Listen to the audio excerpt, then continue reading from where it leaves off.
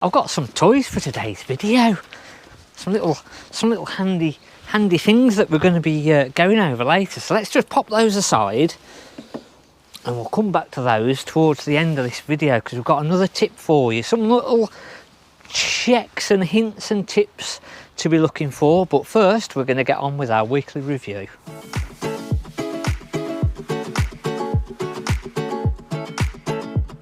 Is it not working? What are you doing? Zipping me up for? So it's not a review, is it? It's just a little weekly update. So we are still fairly full up at the minute. We've still got a few vans that I expected would have gone by now, but we are definitely, I think what we've sort of covered it now for a few weeks, maybe a month. I think we've definitely returned back to a normal caravan market. Coming up to the NEC, so this is the last day of the NEC today. So let us know whether you've been to the NEC. What have you liked, what haven't you liked? We had a couple of videos that came out with different things that were hopefully going to be at the NEC. Single beds, we've had this for a little bit now. It's a really nice it van is, as it's well. a stunning van. But yeah, I don't know what it is. It's just been funny, hasn't it? I think it's just returned, as we've said before, back to that normal market where things have gone up and down. We've got and that's a Lunar, that isn't it? But it's a really nice van, and again, as long as they've been serviced and looked after, then they're still a good van. There's still a lot of people out there with Lunars. Got another one here. This is the Clubman SE. Parts for them, getting parts. So as long as it's not sort of body panels, you're fine. You can all the fridges. It's all Dometic fridges. Is it a Thetford or a Dometic oven? So heating system. A lot of the electronic systems is still all available. Your microwave, obviously panels. If you get a damaged panel, it's something that you'd probably have to get. So one of your lockers or something like that. It's probably something that you'd have to have recreated. But we don't get many panels like that where you get them completely destroyed. And so it will, I think. And I shouldn't say this because we've got two Lunars sat here. And possibly another one that's just coming part exchange. But I think that we might just see a slight tail off on the Lunar values compared to some of the other vans now. So if you're after a bargain, these might be the sort of vans to start looking at, because there's no reason. There's absolutely nothing. People are scared that they can't get parts and things. Yeah. And like you say, it's mostly generic stuff in them anyway. Yeah. But that might just be over this next 12 months maybe. We might just be able to get a little bit better deals on some of the Lunars. It's not actually made any difference to the values at the minute. Now another van that has just stuck a little bit. It's the Bessacarr Cameo 625. It is, but if you're putting it on a site, it doesn't really matter, does it? No. So again, a lot of the twin axles, people put them onto the sites. So yeah, a cracking van to put on a site. And again, you've got all the Corian worktops in this. So really 2015, but it was a really high spec van. And again, you look at all the gloss cabinets and what have you, and it's finished off really nice. Good layout with a nice big washroom at the back. Aren't they? The shape of them. Big fridge freezer.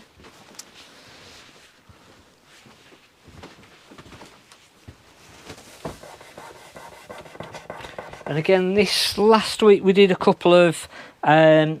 So if you've had damage or there's people who've stuck things, this is for a 2015. Nobody's been in and stuck a load of stuff on there and drilled stuff into the walls and put big screws through panels. And but we did a video on Friday that sort of, we've got a van that had been done, and that sort of showed you how to fix that. So we'll pop a little link up coming up now if you didn't see that. But as you'll see now, as we're coming down this side, we are fairly full. Not got a huge amount of room at the inn just at the moment. Pegasus, I'll probably show you that next week. That's just come in. I think we showed you this one last week, but we'll poke our head in just to say hello again. So that's quite a nice family price range, 4-berth, 10,495. So again, we're starting just with a lot of the part exchanges that we've got coming through. Starting to get some nice family price range vans, which I think again over this winter period, and again it's normally this time of year now where we start to get our 2-berths, where I'd said previously that 2-berths were a little bit slower. It's normally this time of year now where the 2-berths get a little bit busy because kids have gone back to school, and people sort of go, right, okay, most of the kids' holidays now are over and done with. We can go off and enjoy ourselves all the time and not have to worry about kids on the site. So normally the 2-berths go quite well. This one went on hold at the weekend, and we had another issue with finance. So we're still trying to just sort that out on finance with another company. The little moonstones, so we've got 2 of these moonstones at the moment. Again, a nice van, nice side dinette. We've got another Swift that's coming on sale in the next couple of weeks, which is going to be really good price range sort of stuff. Big kitchen area in that. Yeah, massive unit on the side. So again, and if you've been to the NEC during this week, or if you're going today, and then you come back and you watch this video, let us know what has been your favourite vans. We did on Monday night, wasn't it? We did about the little Hobby Beachy. They were a fantastic little van. The Maxia, that was a beautiful van. So let us know your comments, thoughts if you went and saw that at the NEC. And then that Naus, the Naus Azure, probably my favourite van at the minute. I really like that van. I thought that was Adria with the patio doors. Yeah, but I think it was nice, but I don't think it was real. It wasn't reality, was it? No. That Adria. No, so we did that a few weeks ago, a month ago or something. Now our other video, which again will pop up. We've got a load of videos popping up in this one today. So yeah, but I think for a proper usable van, I think that Naus Azure was probably my favourite van basically.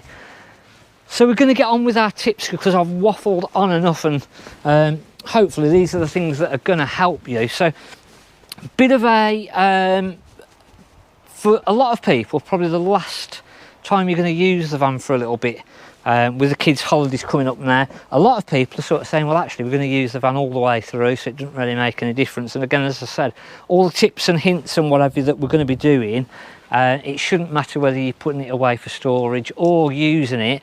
They should help either way. 13-pin plug, or even if you've got 2 7-pin plugs, contact a electrical degreaser, contact cleaner. Now WD-40 do a specialist electrical cleaner, and it's just basically just giving our plug a little bit of a clean through. And also the one on the car, if you lift your flap up and give it a bit of a spray, again, just making sure that it's nice and clean. And if you've not already got the little alignment tool, a 13-pin alignment tool, these are really good, especially for storing and for using, to be fair, because it will keep your 13-pin plug aligned up, but it will just stop any rubbish going in there over the winter. So they are very good. And again, we get a lot of people where the 13 pins just move around and they're a pain to line up with the car. So the little plug, once you've sprayed it up and lubricated it and cleaned it, will just keep it in place. So they're very good. They're a cheap little part that you can get, not hugely expensive. Obviously I don't want to be giving you tips where you've got to go and spend a load of money. That's not the idea. I want you to be able to sort of either get stuff that is usable and good, and you're going to actually use, and there's a point to it, rather than just saying, oh yeah, go and buy this load of crap and like cost you a fortune, because that's not the best idea out there.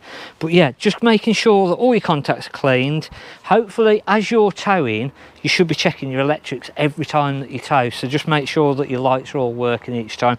If you're putting the van away for winter now and you're not going to use it for a while, again, give it a good spray out, give it a good clean, check your lights, and then if you get one of these caps, fingers crossed you should be able to put it away, and that should minimise any issues for next year. Next one then is going through. We did last week about the cracks on the panels. So if you've found any cracks on your panels, obviously we want to do a temporary repair. So you're going to want to put some sealant on the panel, or put some tape over there until you can get a proper repair. Some caravan places will do body repairs, and there's a lot of specialist sort of caravan repair centres now that will do crack repairs. And again, it might be that you need to go through your insurance, so just have a little bit of probably a chat with your insurance first, see what the score is, and then take it from there. The other thing that we're going to want to do is, again, whether you're using it or not, greasing all of your legs up, greasing your jockey wheel up. So we're going to basically want to put our legs down with some normal WD-40, not the contact cleaner type now. There's a threaded bar on the legs, and basically you're going to want to spray the threaded bar and then all the little sort of pivot points on your legs, and then just take the legs up and down a few times and then just give them another spray up, and that should keep your legs nice and supple. Basically your legs shouldn't have any issues, they shouldn't go stiff over the winter. Bit of WD, that is going to help no end of yeah, no end. Yeah. So it'll just make life a lot easier, sort of, if you're doing it by hand, even if you're using the drill, it's just going to take the pressure off the drill and not burn your drill out. So just keep your legs lubricated.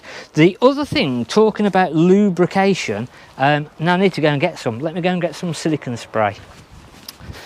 Now somebody said last week about, do I have to use the Thetford silicone spray? And no, you don't. It just so happens that somebody left some in the caravan and I'm being tight and I'm using that, but it doesn't make any difference whether it's the Thetford. If you're going for a normal silicone spray, just make sure that it's okay for plastic, which normally the silicone sprays are designed for plastic, so it shouldn't cause you a problem. Couple of uses now for the inside of the caravan. So we did our lockers on the outside, making sure all of our seals were good.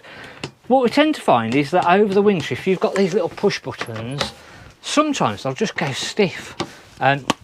So what you can do, and again, if you get a silicone spray that's got this little nozzle on, just a little bit of a spray inside of your button. And again, it's plastic, so it's not going to cause any issues. If you get, somebody had said again about, oh, I'm scared to put too much on, or just go over it with a cloth afterwards, it's not going to cause any issues. So just literally a little spray into your little push buttons. The other thing that you can do it on is your door handle. So again, the actual, I've got you in the wrong angle there now. Really? For the lubrication. So just your little bit on the end. So again, your lock won't hurt, and again your handle mechanism. So just all of your little plastic bits, Moving parts. Yeah, moving parts. And then also, as we're on the inside now, and we've got the proper Thetford, really expensive, I don't know how much that is for this little tiny can, but I can imagine it's a bloody fortune. Your toilet seal. So in your actual toilet, we'll give our flap in the toilet a good lubrication. And then also, when we take the cassette out, the actual rubber seal, when we pull back, should we try and do it on this one properly instead of just trying to explain it to you? Come on, let's stop being lazy and get outside.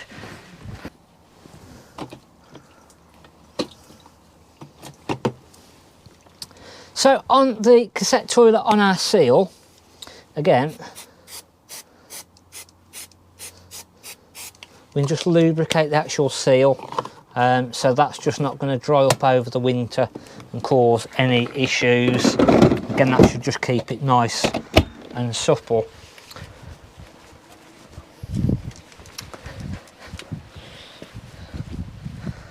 So again, just some little hints and tips there. Just sort of, not going to go out and buy and spend an absolute fortune, but the silicone spray is really going to help you. The contact cleaner is is really worth having for any electrical bits and pieces. Even your sort of fuse box with all your little fuses, you can go in, you don't have to worry about, it's just literally going to clean the contacts up there, and it works wonders. So if you've been having problems with any sort of bad connections or anything like that, just give it a bit of a spray with the electrical contact degreaser, and then just making sure all your legs are nice and lubricated up. And again, it's just going to save, if you use a drill to put your legs up and down, it's going to save your drill and your battery and make that last a little longer. And then also your jockey wheel, just sort of take your jockey wheel off, unwind it completely out, and then just spray sort of around the side of your wheels and down the thread that goes down the middle, possibly even a little bit of grease if you've got some on that thread. Again, it's all things that are going to sort of help you for over this winter period, and also for next season. Then it's just going to make life a lot easier, and everything's just going to stay a little bit easier to use and a bit more friendly to you then, basically. Hopefully I've not waffled on too much. Again, next week we're going to be coming up with another one to be sort of checking, and tips and hints to have a look at. Hopefully you've enjoyed the video. If I've cocked up anywhere, if I've missed anything, if you do something differently, let us know in the comments, because again, I'm trying to build up where everyone can sort of put their own comments in, and hopefully then with the vast amount of knowledge that we've got with people that watch the channel, it's going to help everybody. So don't be scared to sort of go, oh, well, I do it this way or I do it that way. Let us know in the comments, because it's all going to help everybody. Thanks for watching. I'm Mark at the Caravan Place.